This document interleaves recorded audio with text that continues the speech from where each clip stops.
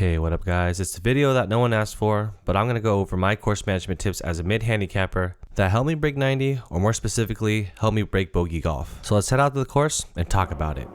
So firstly, Santa Teresa is a par 71 course, and from the blue tees, Too far or no? it's a little bit short. That being said, Oh, pulled it. Just get over the trap. the course does offer some challenging holes. Okay. And here's tip number 1. Take trouble out of play around the greens and assess the trade-offs. So I know I'm a particularly bad sand player. I should have erred on the side of caution and go long if anything on a miss, or hit out left and take the trap out of play altogether. But instead, I try to be cute with it. Oh no! What did I say about not having the trap to worry about? So instead of taking the worst option of these two that I highlighted, I end up being in the worst possible option, which is in the sand trap, which I'm very bad at. Fortunately, I end up getting out of the sand trap, but now I'm left with a long putt, which leads me to my next tip, I'll take that. which is don't press when you're already behind the stroke count. So I hit it in the trap. Yes, I got it out. However, I'm behind the stroke count. And unfortunately, all I was thinking here is that I would love to make a bogey here and try to make up for my mistake. What I should have done is just take the 2-putt and get out of dodge. Whoa, I'm gonna hit progs. Wow, that rolled so good. And guess what? I got a little bit too greedy at the wrong time. Oh my goodness. Unnecessary 3-putt. Oh my goodness. So starting with the triple, definitely not ideal, but we continue on. Too far? And this short par 4 brings in another tip. I'm faced with a 220-yard shot. And the tip here is know your variances and accept the consequences. So on screen, I'll put up my variances furthest left miss and my furthest right miss, ideally with my super hybrid. And notice that it brings in the trees into play, which is a much worse consequence than if I were to hit an iron. And I'll show the variances here with these arrows. If I were to do a miss hit with an iron and be in a lot better shape compared to a miss hit with the super hybrid. And as you can see, I flared out to the right, and nope. now I'm in some trees. All I'm trying to say is that there's no shame in laying up. And this is what I get for being dumb. Now I'm in these trees, blocked out from the green. I can only go for the front of it. I get very lucky here, and this bounces over the left edge of the trap, Just in front of the green. but a bump and run gets away from me, and I misread the green, which causes me to have another long one. Oh, after it hits there, it goes right. Oh my goodness, that was not good. And as a result of the first putt blown by on the first hole, I end up playing this one super short. Oh my god, I'm further than Prague again. And unfortunately, this one lips out, and we have 2-3 putts in a row. All right, all right. So we're taking fairway finder on a short par 3. Oh, that's why I played this club though. And once again, the variance tip applies in this situation. Terrible. Oh no! 4, heads up, heads up. And of course, variances do have some outliers, and I totally shanked this one out of bounds. Next up, just focusing getting on this on the green. It's better. But my second shot, don't go into the trap.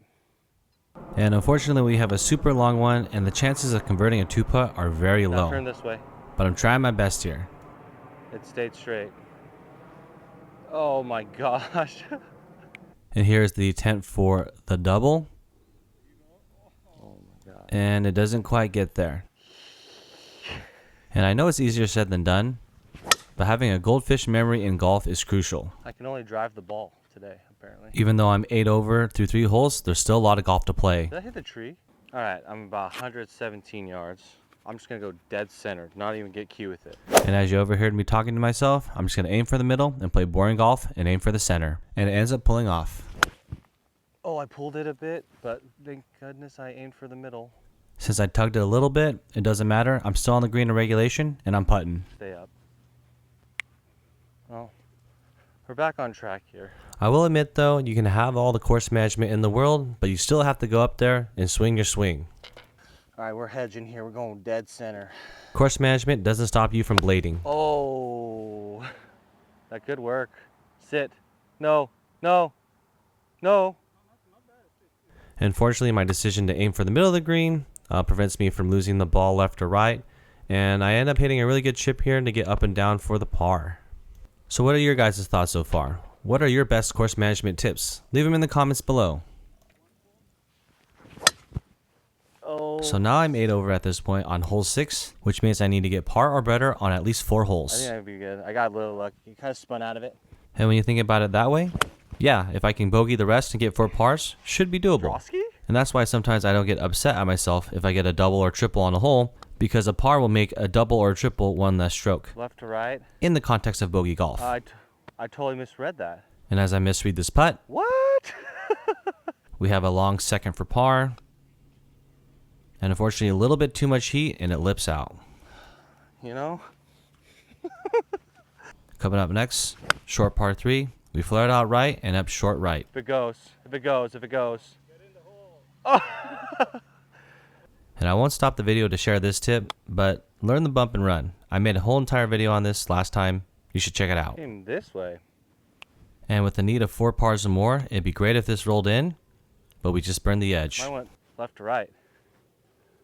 What is life? We're going to have to try to get a par or better on the next hole. Coming up, another short, wide open par 4. We're taking driver. Down. Through. And this ball was in a hole, but we're able to get it out and close to the green. I was straight. Oh, 4. Is that 4? Okay. I was like, that was weird. And here, we get a little bit too aggressive with the bump and run. I thought I had a little bit of an uphill. Gave it a try. And we'll have a medium length returner. I gave it a try. And at this point, it's getting a little bit tiring seeing all these balls burn the edge. But we'll take bogey here. We just need to get par somewhere else. My spinny faders, where you at? Oh, what about slicing it? This one ends up in the ditches on the right that are all dried up and ends up rolling out a ton. Oh, is there someone over there? And my camera lost focus here, but just know that I went for the middle of the green and the ball missed. Catch a piece. Just a little bit long and right, but on the fringe. Here comes another bump and run, and I greatly misjudged the speed and leave it short. What? Is that one not downhill? Is it not down? And knowing now, just thinking in my mind, just want to break bogey golf. Didn't get too aggressive with it, but still bum it, barely missed the edge. Now we're heading to the back 9. Didn't even move. New 9, new life. New 9, who dis? If there was something that was going well for my game this day, it was driving off the tee. And I picked the worst time to blade it. Oh my goodness. This green has a killer slope from back to front, and I end up blading it again. Oh my gosh. So after hitting it over the green, we elect for another bump and run, and pretty much ends up pretty close to the hole, but like I said earlier, this green is tough. Okay. And here's the putt attempt, and I give it too much speed, and it trickles on by, and I end up making the double. Now it's starting to get to me. I'm running out of holes. I need to make 5 pars now and the rest bogeys, so here we go. The shot on the tee was a layup. The second shot right here is another layup. Essentially taking my lessons learned from the first par 5 and applying them to here and playing it safe. No, on the front. More bump and run action, and this one ends up nestling its way up there, but breaks quite a bit. Whoa. You know? And we're able to convert, and I bring down the number of pars needed. You might not want to ask me, but... Yeah. Another tricky par 4, and we're just playing it safe once again with the hybrid off the tee. This one ends up a little bit short of target. However, I was able to pull off a pretty good shot where I played it straight as possible, and it faded ever so slightly. However, it hits hard and rolls off the back. Oh. And with a lot of green to work with, it's another bump and run. And it just keeps rolling, but I put myself in a good position to get another par to reduce that number of pars from 4 to 3, but the golf gods had other ideas. Oh, more. So we're still in need of 4 pars, and we're running out of holes. So taking course knowledge into play, I know the left side is open, and that's where I miss. Hold it, but that's fine, right? Playing this like 175. Hitting into wind, I club up here, and it lands short and just rolls onto the green. It's going to be short, huh? Oh, no. I didn't hit it very solid. And I will say one disadvantage of arm lock putting is really long putts. Distance control is pretty tough when you bring it far back in the putting stroke, and this was not good. Or a lot. And with the manageable second putt, it just dances right around the hole. Oh my god. I swear. So in this point of the round, I've still yet to give up. I need to make 4 pars and 5 holes, so here we go. And keep in mind that I can only make 1 more bogey. So we bump and run this one. It ends up being quite short, and we have to really dial it in the putting. And here is the par attempt. And finally, we're able to sneak one in. Finally. More course knowledge. I know I can miss up the left-hand side and everything will trickle back down to the middle of the fairway. Didn't hit it very far, but hey. With a sucker pin. Definitely just looking for the middle of the green. Pulled it, but I pulled it here, but that's okay. I still end up on in regulation. I mean, there's nothing wrong with that. And obviously, not going to try to get too greedy here. Just want to secure the 2-putt, and I was thinking that the entire time. We trickle it up there and still have a testy one for the par. But we're able to clean that one up, and things are shaping up now. Just need to make 2 more pars and 1 bogey. Oh, I hit that way too good. Sit, sit, sit. Don't you just hate it when you feel like you pure it and it ends up short? And once again, we're faced with a long putt, but we're just thinking 2-putt the whole way. I was able to cozy this one up there in that radius that I'm comfortable with, and then we get another par. So with 2 holes left, here's another golf tip. Me personally, when I'm trying to break 90, I try to play the par 5s as boring as possible.